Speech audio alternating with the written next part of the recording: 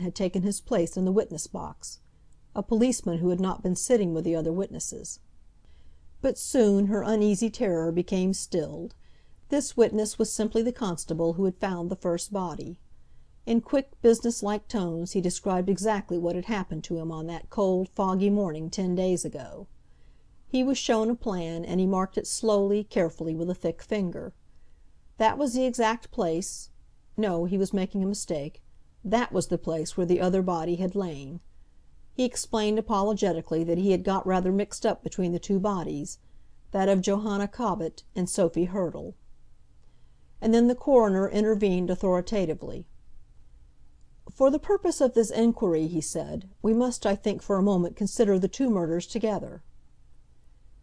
After that the witness went on far more comfortably, and as he proceeded, in a quick monotone, the full and deadly horror of the avenger's acts came over Mrs. Bunting in a great seething flood of sick fear and yes, remorse.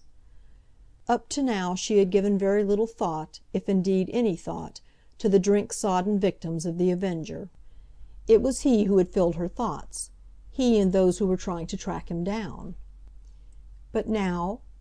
Now she felt sick and sorry she had come here today. She wondered if she would ever be able to get the vision the policeman's words had conjured up out of her mind, out of her memory.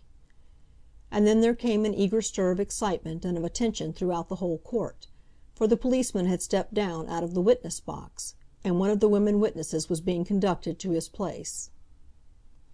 Mrs. Bunting looked with interest and sympathy at the woman, remembering how she herself had trembled with fear, trembled as that poor, bedraggled, common-looking person was trembling now. The woman had looked so cheerful, so well pleased with herself till a minute ago, but now she had become very pale, and she looked round her as a hunted animal might have done.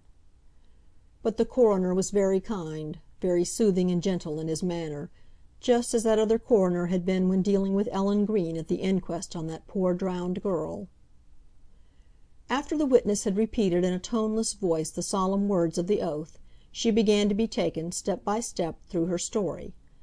At once Mrs. Bunting realized that this was the woman who claimed to have seen the avenger from her bedroom window.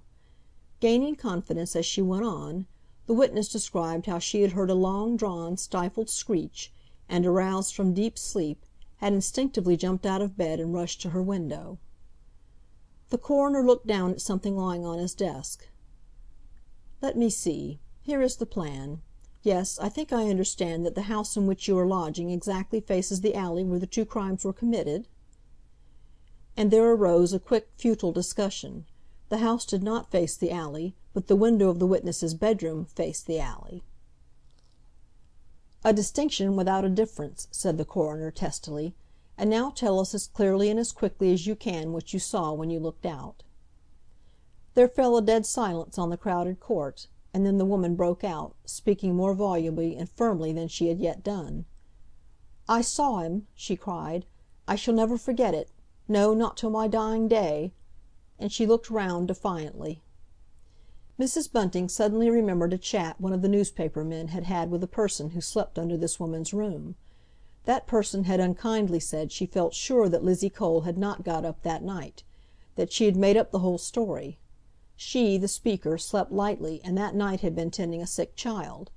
Accordingly, she would have heard if there had been either the scream described by Lizzie Cole, or the sound of Lizzie Cole jumping out of bed.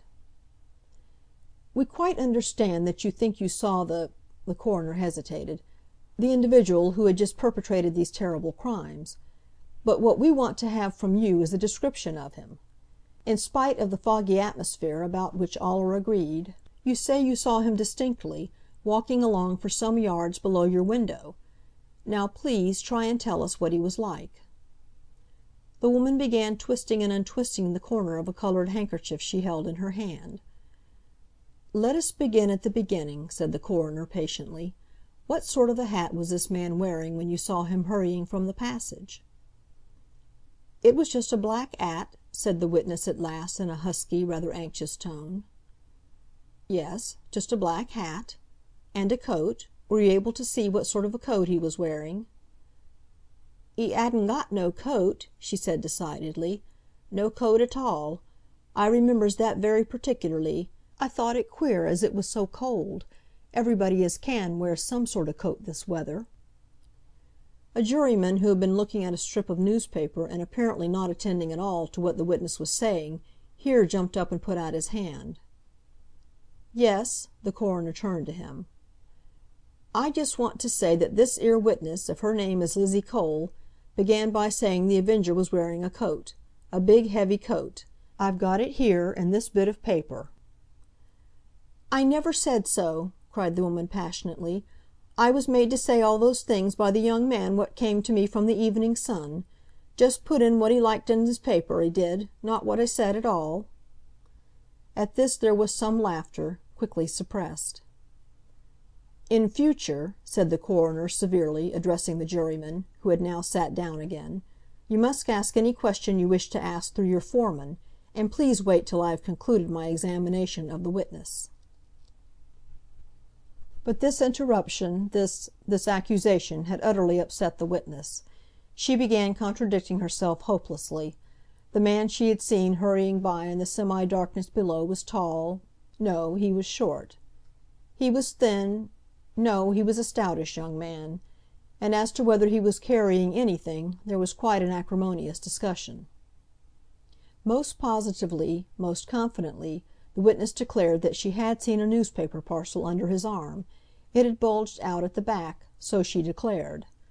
But it was proved, very gently and firmly, that she had said nothing of the kind to the gentleman from Scotland Yard who had taken down her first account.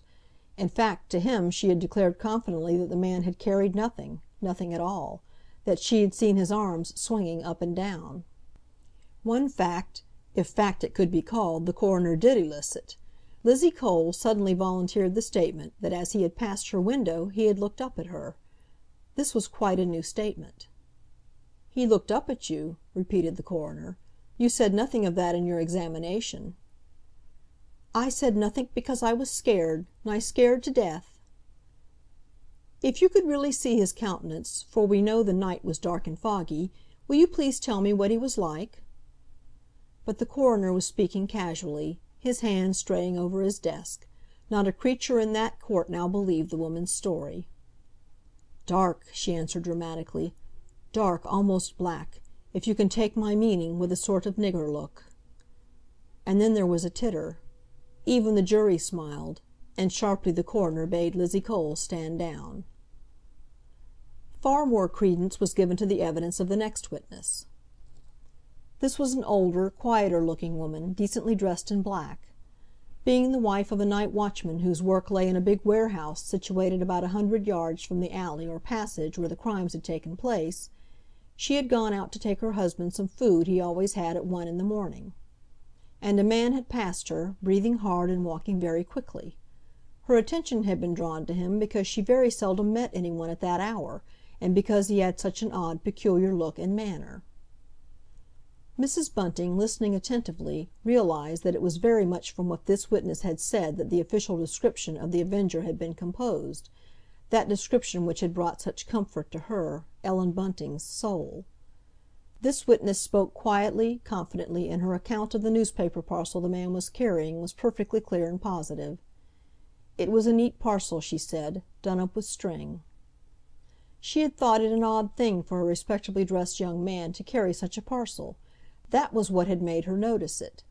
But when pressed, she had to admit that it had been a very foggy night, so foggy that she herself had been afraid of losing her way, though every step was familiar. When the third woman went into the box, and with sighs and tears told of her acquaintance with one of the deceased, with Johanna Cobbett, there was a stir of sympathetic attention.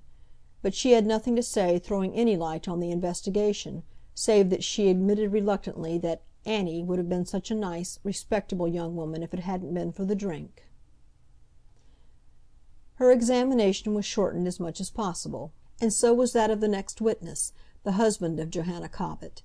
He was a very respectable-looking man, a foreman in a big business house at Croydon. He seemed to feel his position most acutely. He hadn't seen his wife for 2 years. He hadn't had news of her for 6 months. Before she took to drink she had been an admirable wife, and, yes, mother. Yet another painful few minutes to anyone who had a heart or imagination to understand was spent when the father of the murdered woman was in the box. He had had later news of his unfortunate daughter